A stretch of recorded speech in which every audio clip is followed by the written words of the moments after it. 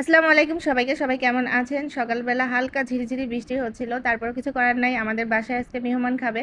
তো আমার হাসব্যান্ড কিছু মুরগি নিয়ে এসেছিল। তো মুরগির একটা লেগের মধ্যে দেখতেছি অনেক বড় একটা চোট পেয়েছে। জানি না এটা খাওয়া যাবে কিনা। তবে আমি রাখি নাই জিনিসটা।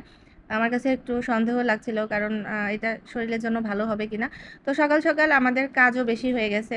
সে যত বাজার আসছে নিয়ে আসছে সবগুলোকে খুলে খুলে দেখছিলাম। কারণ যেগুলো দরকার নাই সেগুলো সামনে রাখবো না, গুছিয়ে রাখবো। আর এদিকে বাটা মশলা থেকে শুরু করে সব কিছুই সামনে রেখে দিয়েছি যাতে করে আমার রান্না করার সময় সহজ হয়। এদিকে খাসির মাংস একটু রেজালা বানাবো। আর মুরগির গোশত, দেশি মুরগির গোশত দিয়ে হচ্ছে বিরিয়ানি হবে। তো মুরগির গোশতগুলোকে ভাজা শুরু করে দিয়েছি। আর মূলত এই যে যাদেরকে সে ইনভাইট করছে তারা বিভিন্ন কারণে আমরা তাদের কাছে ঋণী। কারণ ডাক্তার বেশিরভাগই হচ্ছে ডাক্তার। আমরা ডাক্তার দেখাতে গেছিলাম, তো তারা আমাদের ভিজিট নেয় নাই, যেহেতু আমার হাজব্যান্ডের ফ্রেন্ড বা পরিচিত।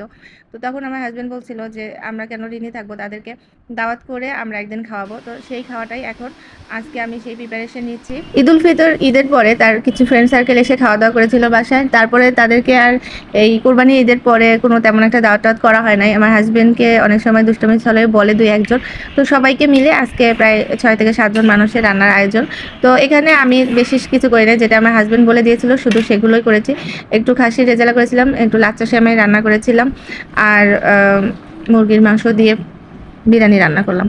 তো একদম সিম্পলভাবেই রান্না করার চেষ্টা করেছি। আর রাত্রে যেহেতু খাওয়া দাওয়ার আয়োজন, তো মামা বাবাও একটু ছিল কাজটা শেষ করে আমার সাথে একটু হেল্প করার জন্য, অন্যান্য বাসার কাজগুলো শেষ করে তারপরে তো আস্তে আস্তে যে অনেক কিছু রেডি করে ফেলেছি আমরা দুজন মিলে টুকটাক কাজ করতে করতে। তো এর মাঝে তারা চলে এসেছিল, রাত্রে খাওয়া দাওয়া করেছে, তারপর চলে গেছে। তো আমাদের খরগোশের বাচ্চাটা, ও 3টা বাচ্চা হয়েছিল, তার মধ্যে 2টা মারা গিয়েছে আর একটা জীবিত আছে। এই বাচ্চাটা ভীষণ পরিমাণে চঞ্চল, আমরা ঘরে রাখতে পারি না। ও যখন থেকে একটু একটু হাঁটা শিখছে, ওকে মানে ও শুধু বাসা বাড়িতে শুধু হেঁটে বেড়াবে, মানে কোথাও সে একটু বসবে না, ই করবে না। এই তো আমাদের অনেক ব্যস্ততার পর আজকে দিনটা কাটালাম, যেহেতু বাসায় গেস্ট খাওয়া দাওয়া করেছিল, টুকটাক তো কাজ ছিল, তারপরে একটু বিশ্রাম নেওয়ার পালা। তো সবাই ভালো থাকবে।